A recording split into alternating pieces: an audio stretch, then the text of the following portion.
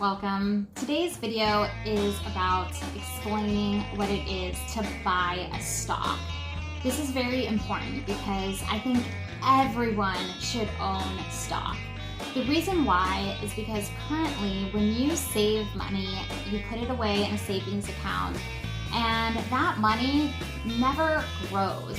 Even if you have it in a savings account with an annual percentage increase, so they give you money every year, it's usually just about 1%, maybe even 1.3, 1.5 if you're really lucky.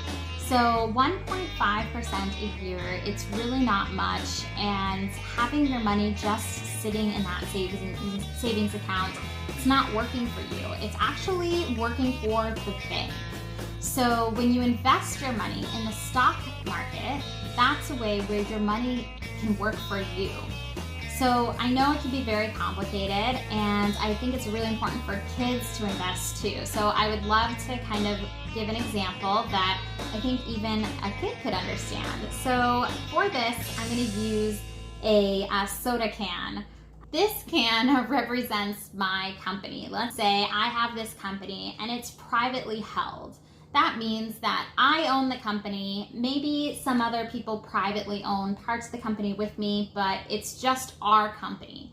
That means that, I probably shouldn't shake this because I'm gonna open it. That means that no one has access to the company's financial information. So nobody has to know anything about my company except for what I tell them. I could tell them that my company made $1 million this year. I could really say whatever I wanted because it's just between me and any other private investors that I have in this company. When a company goes public, meaning they're being listed on the stock market and they're available to be bought, stock shares from other people, that means that they now have to share all of their financial information. So they have to share their annual report, their profit and loss, all sorts of information that you don't have to know about. So don't worry about that. Let's go back to my company. This company right now is worth $24. I don't actually have like $24. Let's pretend it's obviously probably worth more, but we took it to 24 for the example. So that doesn't mean that I'm holding $24 cash necessarily. It just means that that's how much this is worth. When I want to go ahead and sell pieces of this company off in the stock market, they're buying a small piece, and it's evenly, just depending on how much of it they buy. So I'm going to open up my company now to the public, and I'm going to allow people to buy 24 shares of stock. That's how much stock I have available. So we're going to use our little tablespoon because there's 24 tablespoons in here. And I am buying this tablespoon worth of stock, and I'm going to buy this for $1. So I'm going to give the company $1. Thank you for my piece of the company. I am holding this little piece of stock here. It still is with the company because what they need to do is they need my dollar because they need this money to grow.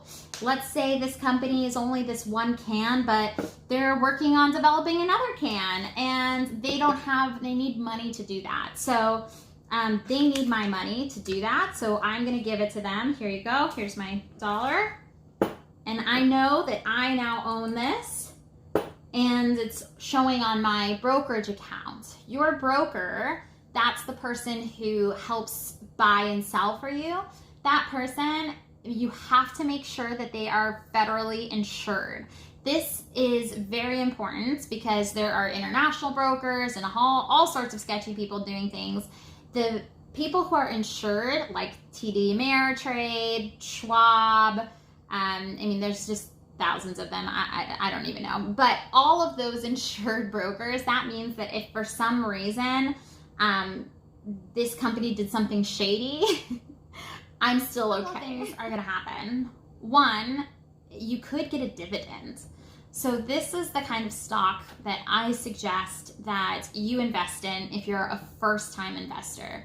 That's because the stocks that give a dividend are usually stocks that have been established for a long time and they're consistently making profit. So much profit that they have to give it back to the shareholders because they've been holding my dollar. So I get to be paid for that. So for example, let's say since I gave them my dollar, they put in extra work, they were able to buy a new can. This is actually piggy bank, very cool.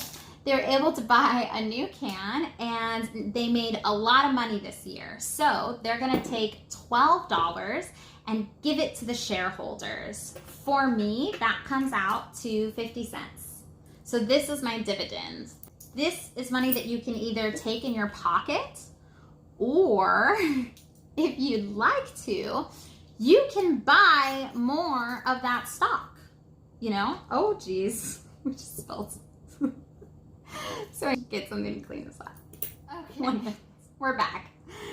My dollar's a little wet, but that's okay. It's still a dollar. So, since I got that 50 cents dividend, I am actually gonna buy more stock. And I'm not gonna buy 50 cents worth. I'm gonna buy a whole other dollar's worth because I feel like this is a really good stock and it's worth my money.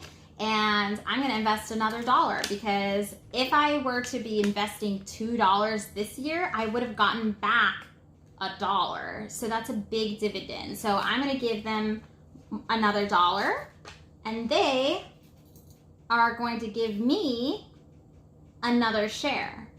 However, this can is empty. Not really because it's full. But let's say the can is empty. They don't own that share. It's owned by somebody else. So let's put it in here. This is owned by somebody else. I wish I had someone to represent a person here, but I don't. I have a book about robots. Okay, so this is owned by my book buddy here. So I want to buy it. So I'm going to tell him, hey, give me this share, I'll pay you $1. Only since I now want to buy this, Mr. Book's gonna be like, no, you don't get to buy this. I want more than $1. And even though it might not be necessarily worth more than $1, I really want the dividend. And I think that the stock, this company is doing really well and it might be worth more and more later. So I'm gonna tell him, okay, fine, I'll pay you $1.50 for your share. He's like, okay, that's pretty decent. He's made the 50 cents back from what he paid, and there you go, he's gone. This is mine. So I can add this to my share. There you go.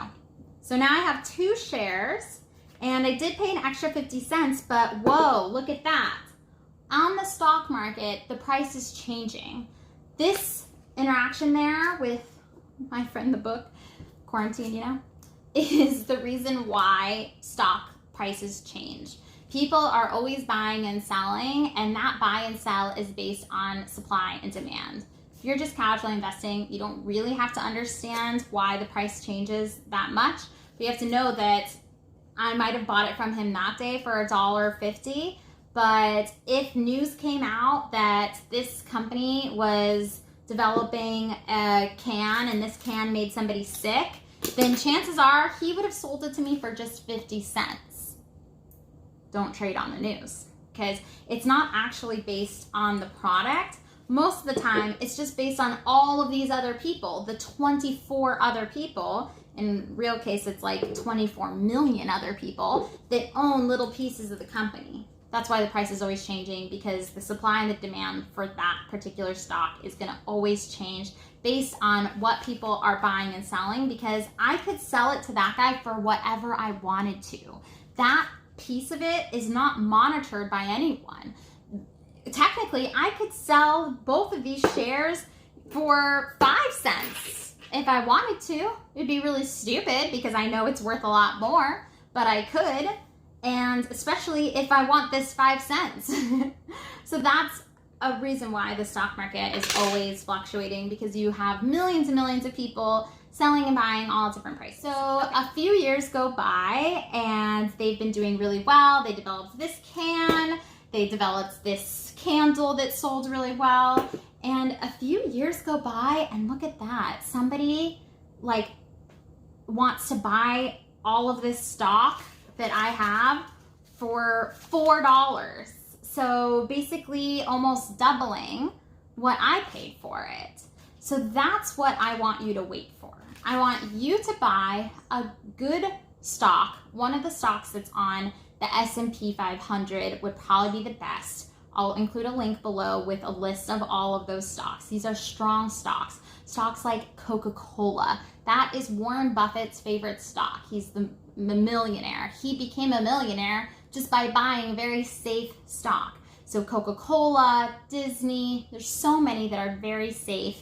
So you buy a safe stock, hold on to it for a few years, depending on your investment goals. Could be 5 years, could be 10 years. If you're a kid buying a stock, I suggest that you buy one of those stocks right now when the market is down, and that will grow in the future. People are always going to be drinking Coca-Cola, even, in the future. It's like since 1950s, they've been drinking Coca-Cola, and that's just never going to change. So that's a really safe stock to buy. So anyway, so you buy some Coca-Cola, 10 years later, you can go ahead and sell it and make your money back. And then you can also go ahead and continue to put money into the stock, or I suggest diversifying so that if something happens with Coca-Cola, you still have Disney, or you still have Microsoft, or some other really safe stock where your money is. That's a little bit more of an advanced lesson, diversifying your portfolio. Now it's a few years later, the company's done really well, and somebody has come back to me. Could be, Mr. Book comes back, and he's gonna give me $4 for this stock, and I could take it at $4, or I could tell him that, no, I'm gonna buy it for $4.50. So he's like, damn, this is in demand. I agree, I'll sell it to you. So he gives me $4.50 for this stock. So yes, I no longer have the stock. It now goes to Mr. Book. The company, they keep all the money that they had invested in the stock, but I get this money from this buyer since he bought what I had, okay? So he bought what I had, so now I have $4.50. So that's why people talk about the stock market as being magical or being get rich quick, because you really can take $2.50 and turn it into $4.50. However, you have to be extremely safe doing this, because let's go back before Mr. Book bought my stock, okay? I've got 2 shares of this stock. I already have paid $2.50 for them, but that money is with the company. I don't have that money. All I have are these two shares of stock that I know are, in my mind, at least worth $2.50. But what if the company's new product, let's say the candle, lost them tons of money, and they had to, pay for all the stuff that didn't work? They've lost money from, some sort of problem in their factory, so that money is gone. So this company is just like losing money like crazy all over the place. Like money is flying out the door, right? So all of a sudden, this company is tanking, okay? And nobody wants to buy the stock anymore. That means that the price is now 25 cents, and all of a sudden, I am stuck with the 2 shares that I paid $2.50 for, and the only person that will buy it is somebody that will buy it for 25 cents. That's where things can go really wrong. You have 2 choices at that point. First choice is to get out. Just get out. Just sell it to whoever you can and take your 25 cents, and it's a loss. And that can be really disappointing, but sometimes it's the right thing to do, which again is really important, that you buy a stock that is very safe so that you know that that won't happen. The other thing is that, let's say you did buy a stock that's really safe. I bought Coca-Cola. They tried out all sorts of weird, crazy flavors. The stock price went crazy down. Now they're telling me 25 cents, but no, I'm not gonna sell my shares because I don't want that 25 cents. I want at least what I paid for. So I'm gonna hold on to it. And that is something that honestly, you're gonna have to do as an investor. You might see your stocks plummet. This week is a great example. Every stock that I was holding, even very safe ones, have plummeted due to the pandemic.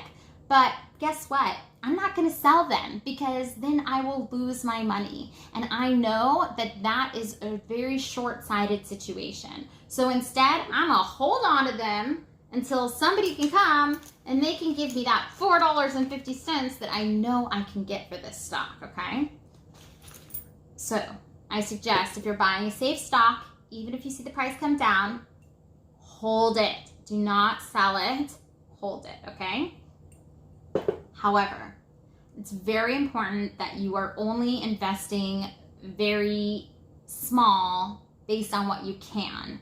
Because when you're investing in the stock market, it's not the same as a savings account where you can just pull that money out.